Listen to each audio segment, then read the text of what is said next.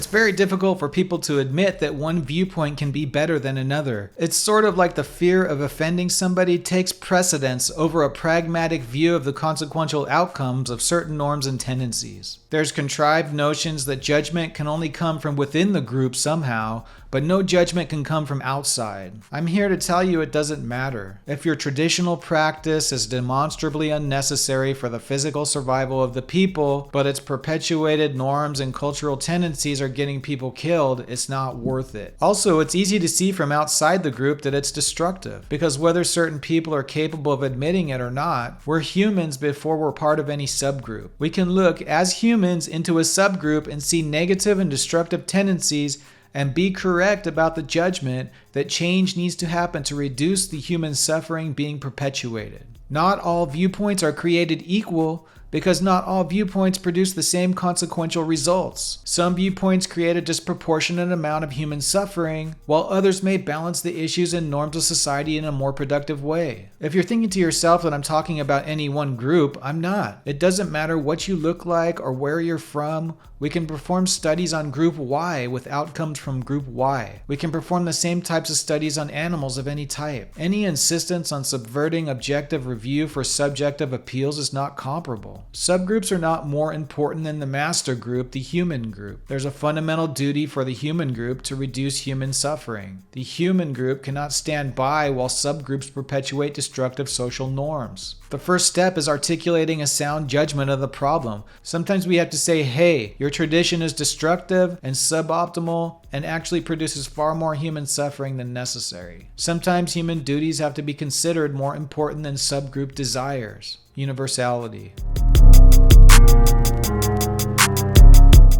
Universality refers to the quality or condition of being applicable, valid, or true for all situations, contexts, or members of a particular class or category. It implies that a principle, concept, law, or value is not limited to specific circumstances, individuals, or groups, but is instead considered to have general and widespread applicability. Ethnocentrism.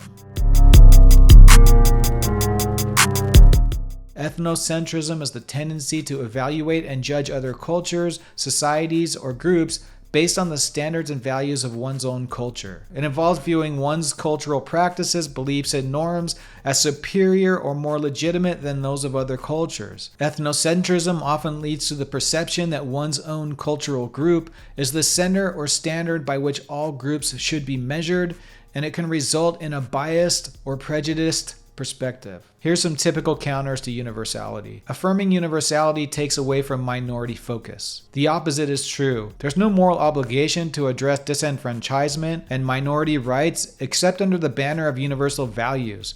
Discounting universal values discounts any kind of desire to be inclusive and seek equality.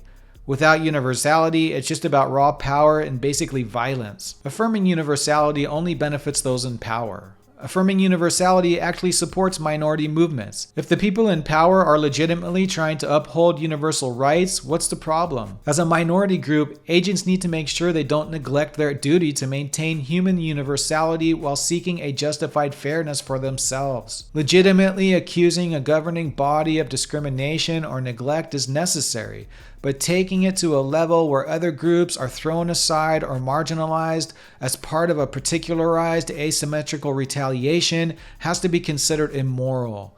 Governing bodies will always be imperfect, hence the mechanisms for change within them. It's not wrong to attack universality because it's in the majority. The answer to this is simple. Without universality, the ethic that a majority group can be attacked without moral implication falls apart. What grounds could one even build such a belief on other than the notion of an expectation of an equality that has been withheld? The whole idea that a majority group is fair game for attacks is built on the expectation of fairness, but it sets no universally human guardrails and becomes unequal and unfair in itself. Setting such amoral asymmetry as the pattern for retaliation can be understandable when the majority group also does not respect any notion of fairness, but if the majority group is trying to mitigate the incongruities, that should be recognized responsibly by the minority group. The answer is not to simply throw off the gloves and set no metric or finish line for equality. In doing so, that creates a new negative cause in which the majority group may have reason to consciously suppress the minority group to preserve true universality and equality. Support of universality is not cultural imperialism. Universality acknowledges the existence of shared human experiences, values, and principles that can be applicable across various cultures. It emphasizes common ground and seeks to identify aspects that are universally valid or beneficial for all individuals, regardless of cultural background. Universality in this sense does not aim to impose a particular cultural perspective on others, but rather seeks to find commonalities that contribute to a global understanding. The key distinction lies in the approach and intention. Universality, when applied respectfully, seeks to identify shared human values without erasing or devaluing the diversity of cultural particularity. It's important to note that the potential for universality to be perceived as cultural imperialism often depends on how it is implemented and whether there is a genuine commitment to cultural sensitivity, mutual understanding, and respect for diversity. If you like this kind of philosophical subject matter, help us out by liking the video, subscribing to the channel, and hitting the notification bell.